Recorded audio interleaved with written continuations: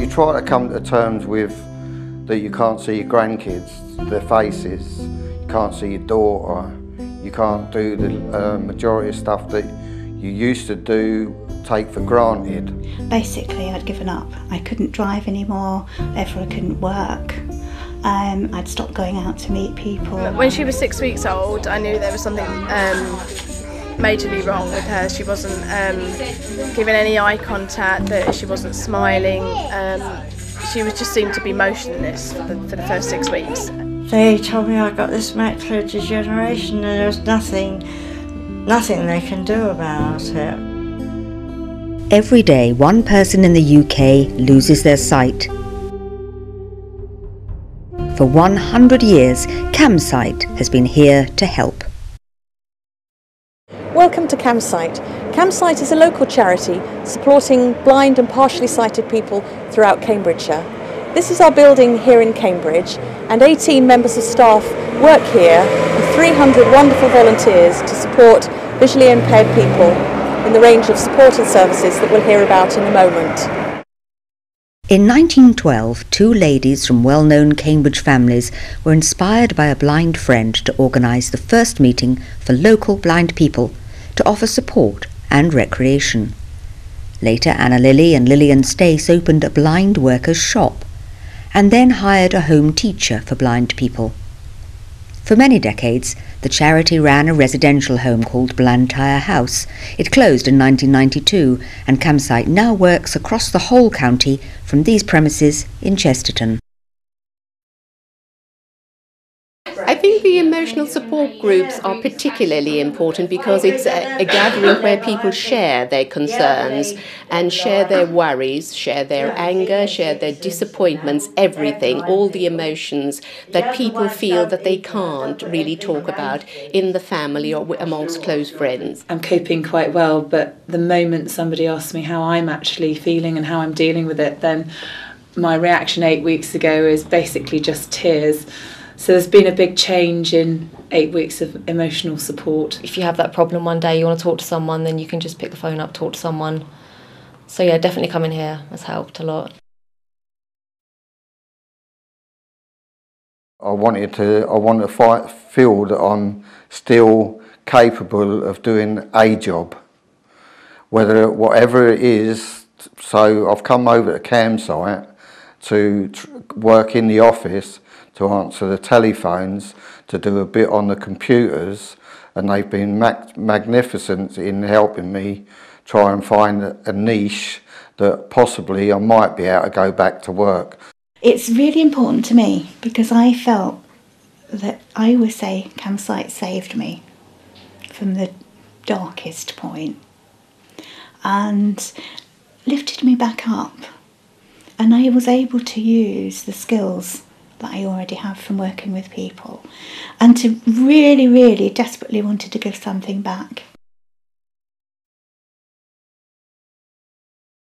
We have over 300 volunteers, and they help in various ways with sports. They help with our rural support groups. They help with befriending. They help with anything really. We get a referral and then we look for a volunteer to fulfil that role. Across Cambridgeshire, in towns and villages, staff and volunteers organise activities and groups.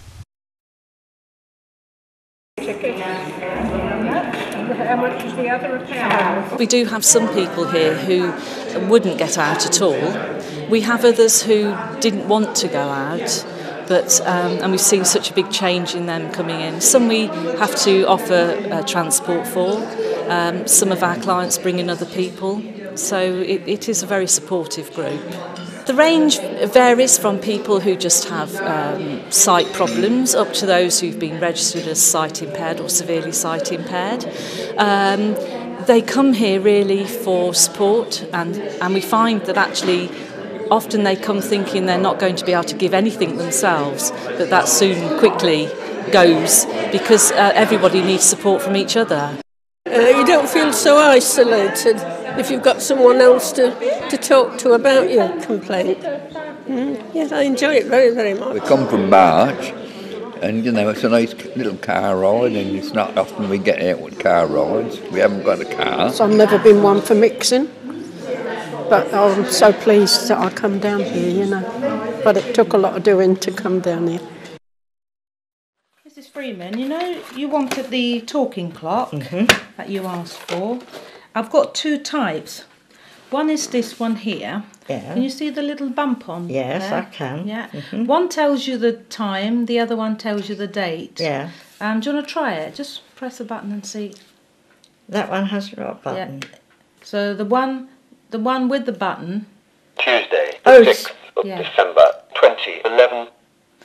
And that one. 1:28 p.m. Oh, that's very, very good. Very helpful. That. They've told me all about these various appliances that I can have. My telephone, the large letter one's very good, and also the lamp that I have there for reading, and the speaking clock, and this gadget for when you pour your tea out, it tells you to stop, and then put the milk in, it tells you to stop again.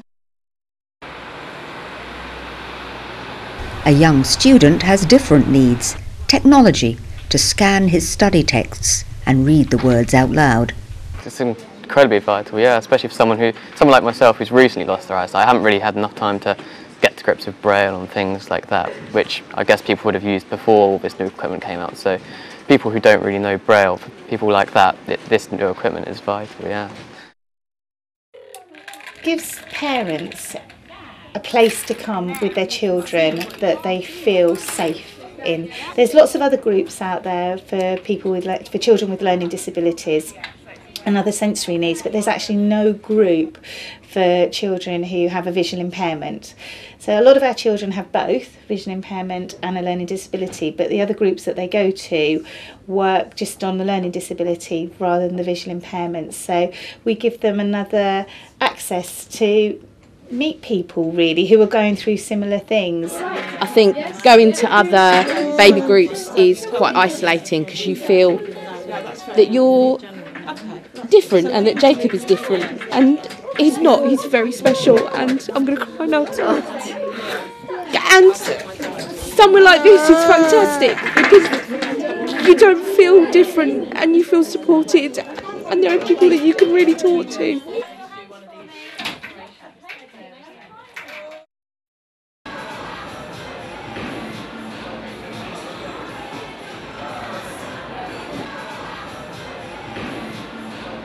I can just about see where the ball is going, but I can't see the pins anymore, but you know, so yeah, it's just great fun really.